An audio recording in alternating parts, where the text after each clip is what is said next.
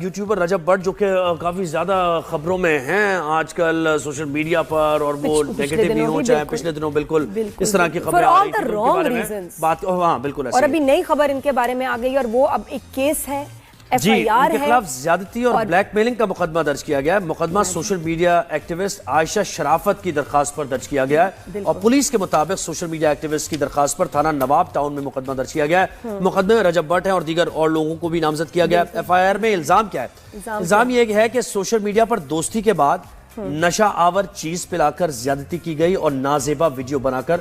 Black میل بھی کیا گیا، اور یہ ایف آئی آر ہو گئی ہے، ذرا کٹ گئی ہے، اس پہ بھی بات کریں گے۔ اور بھی لوگوں کے ان کے مطلب کچھ اور بھی سرکل کے لوگ ہیں جو اس ایف آئی آر میں ان کے نام شامل ہیں، بالکل ایسے یہ بھی ان سے پتا کرتے ہیں، لیکن رپورٹر سے بیسٹ ایٹ دس سٹیج کہ وہ ہمیں انفارمیشن طارق نے جوائن کیا، طارق خان جی طارق صاحب ہمارے 365 کے رپورٹر ہیں۔ جی السلام علیکم۔ وعلیکم السلام۔ جی طارق صاحب پلیز بتائیے گا یہ اس کے بارے میں جو خبر ہم نے سنی ہے، یہ ایف آئی آر کٹ گئی ہے، ہو گئی ہے، اس کے بارے میں جو ڈیٹیل ہے ہمیں بتائیں۔ جی یہ ٹک ٹاکر رجب بٹ کے خلاف ایف آئی آر ہے، 5 اس میں ملزمان جو ہیں وہ نامزد کیے گئے ہیں۔ ان میں سے اگر ہم بات کریں تو سلمان احمد جو ہیں وہ اس کیس کے مرکزی ملزم ہیں، جس کے اوپر خاتون جو ہیں انہوں نے الزام لگایا ہے کہ انہوں نے انہیں نشہ آور چیزیں پلائی اور ان کے ساتھ جو ہے وہ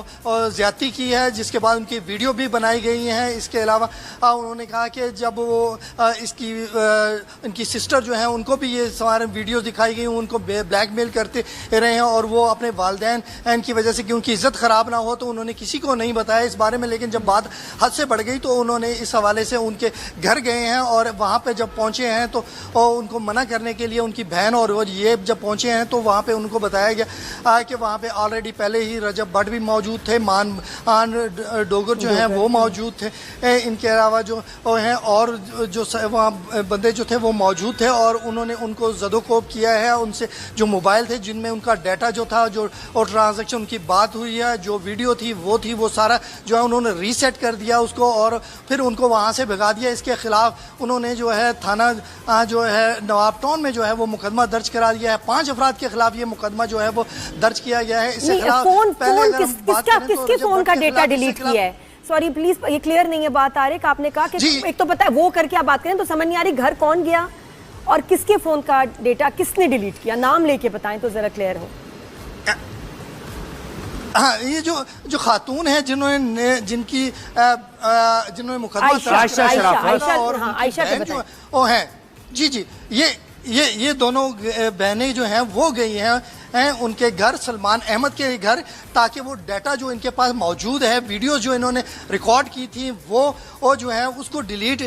وہ اپنے آپ سے وہاں اپنے طرف سے کر دیں جو ان کے پاس موجود ہیں، تاکہ ان کی بدنامی جو ہے وہ نہ ہو اور اس کو مزید نہ پھیلایا جائے۔ جب یہ وہاں پہنچے کیونکہ ان کی سسٹر کو جو ہے وہ ویڈیو جو ہے ارسال کر دی گئی تھی اور ان کو دکھایا گیا تھا کہ یہ ہمارے پاس موجود ہے، جس سے وہ بلیک میل ان کو کر رہے تھے۔ جب وہاں پہنچے ہیں تو یہ پہلے سے ہی جو ملزمان ہیں وہاں پر موجود تھے، ان کے بقول جو مقدمے میں درج کیا گیا ہے کہ یہ وہاں پہ موجود تھے، رجب بٹ تھا، مان ڈوگر تھا اور دیگر جو تھے، انہوں نے ان سے موبائل چھین لیے اور ان موبائل کو ریسیٹ کر دیا، اور ریسیٹ کرنے کے بعد جو ڈیٹا تھا، جو ان کی چیٹ ہوئی آپس میں اور جو ویڈیو تھی، عائشہ کے فون سے ڈیلیٹ کیا ہے، یعنی ان لوگوں کے موبائل جو خواتین گئی تھی دونوں، ان کے موبائل لے کے وہ ریسیٹ کر دیا۔ اچھا اب تو انہوں نے ایویڈنس کیا دیا پھر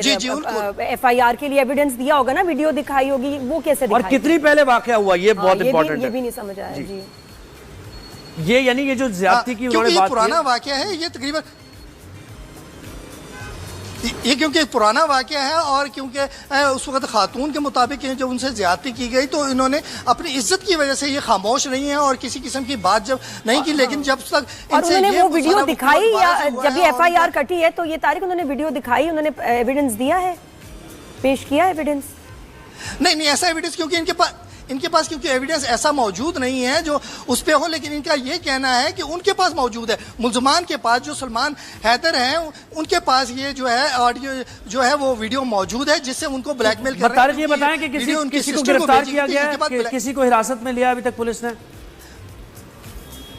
जी, अभी तक जो पुलिस की इतलात के मुताबिक अभी तक इनमें से किसी आदमी को हिरासत में नहीं लिया गया, लेकिन वो पुलिस इसके हवाले से कोशिश कर रही है और उम्मीद की जा रही है कि या तो मुलजमान खुद राब्ता कर लेंगे या फिर उनको गिरफ्तार। पुलिस यानी छापे मारी है, गिरफ्तार करने के लिए छापे मारे जा रहे हैं। FIR कट गई। ताज़ा खबरें ये हैं कि बिलावल भुट्टो ज़रदारी, आपको पता है कि वो US भी पहुंचे और वहाँ भी उन्होंने बड़ी अहम हाई प्रोफाइल शख्सियात से मुलाकातें भी की। UN सेक्रेटरी जनरल से मुलाकात हुई, मुख्तलिफ वफूद से मुलाकात हुई, बरतानिया में भी ज़ाहिर है वो ये मुलाकातें कर रहे हैं। तो एक इंटरव्यू दिया है पाकिस्तान के साबिक़ वज़ीर ख़ारिजा बिलावल भुट्टो ज़रदारी ने स्काई न्यूज़ को, और बड़ा अहम उन्होंने इंटरव्यू दिया जिसमें उन्होंने कहा है कि 10 मई को सदर ट्रंप की तरफ से, यानी हमेशा पाकिस्तान तो यही इस पर स्ट्रेस दे रहा है कि सदर ट्रंप ने ऐलान किया अमरीकी सालसी में जंगबंदी के बावजूद दोनों हरीफ भारत और पाकिस्तान के दरमियान खतरनाक हद तक ये बुलंद है अभी तनाव, और उनका कहना था कि इस वक्त भारत और पाकिस्तान के दरमियान तनाज़ात की हद हमारी तारीख में सबसे कम है। हमने जंग बंदी हासिल कर लिया लेकिन हमने अमन हासिल नहीं किया। उसके साथ साथ एक पेशरफ्त और है, अमरीकी महकमा खारजा की तर्जुमान ने जो बात की है ट्रंप से मुताल्लिक, सालसी तो वो एक्सेप्ट कर ही रहे हैं कि हमने की है, लेकिन अब वो ये कह रही है कि अमरीकी सदर इस पोजीशन में हैं कि वो पाकिस्तान और भारत के दरमियान जो तनाज़ा है यानी मसला कश्मीर है तो उसके वो हल कर सके, हाँ। वो इस पोजीशन में हैं। ये अमरीकी महकमा खारजा की तर्जुमान कह रही है, बिटवीन द लाइन्स वो ये यानी मैसेज दे रही है कि अगर कोई है US का प्रेसिडेंट जो ये मसला हल कर सकता है वो डोनाल्ड ट्रंप हैं, और उनकी विल भी इसमें नजर आ रही है। बात हुई ना कि भारत हल करना चाहता ही नहीं है कुछ, हाँ। लेकिन उस पे प्रेशर अगर डाला जाए और वो ट्रेड प्रेशर, जी, बिल्कुल, तो यस देन इट्स पॉसिबल। बिल्कुल, यानी उम्मीद है। तो डिफेंस एनालिस्ट सैयद मोहम्मद अली साहब ने हमें ज्वाइन किया। मोहम्मद अली साहब, बहुत शुक्रिया आपने हमें वक्त दिया। बिलावल भुट्टो ज़रदारी के ये दौरा है, वफ्द के साथ वो गए हैं, मुख्तलिफ मुलाकातें उनकी वफूद के साथ भी हुई हैं, आप इसको ओवरऑल कैसे देखते हैं? और ये जो इंटरव्यू में बात की इसकी फिर बाद में बात करेंगे हम। बहुत शुक्रिया। देखिए, मैं समझता हूँ कि जो बिलावल भुट्टो ज़रदारी का दौरा है और इसमें ये एक आला सतही वफ्द है, मैं बताना चाहता हूँ, जो कि पार्लिमान का है, जिसमें मुख्तलिफ पार्टी के PMLN के, MQM के, दीगर पार्टीज के जो बड़े अहम मेंबर पार्लियामेंट हैं वो भी शामिल हैं, जिससे ये बात साबित होती है कि ये जो हमारा एक सिफारती वफ्द है ये सिर्फ हुकूमत का तर्जुमान नहीं है, बल्कि वो पाकिस्तान की पार्लियामान की बड़ी तमाम जमातों की सोच और नजरिए की तर्जुमानी करता है। तो ये बताना बहुत जरूरी है।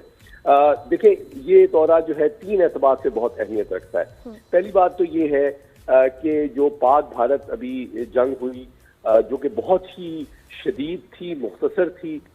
लेकिन आलमी सतह पर इसको बहुत अहमियत दी जा रही है, उसके हवाले से आलमी बरादरी को एतमाद में लेने की ये एक सिफारती कोशिश है। क्योंकि आप जानते हैं कि भारत जो है उसको सिफारती, दिफाई, माशी, सियासी हर महाज पे बहुत बड़ी हजीमत उठाना पड़ी है। तो इस खजालत को मिटाने के लिए भारत ने 40 ममालिक में अपने वफूद भेजे हैं, जिसमें वो फेक प्रोपेगेंडे के जरिए से अपनी शर्मिंदगी भी मिटाना चाहते हैं, पाकिस्तान पे इल्ज़ाम भी लगाना चाहते हैं। तो ये बहुत अहमियत है इस दौरे की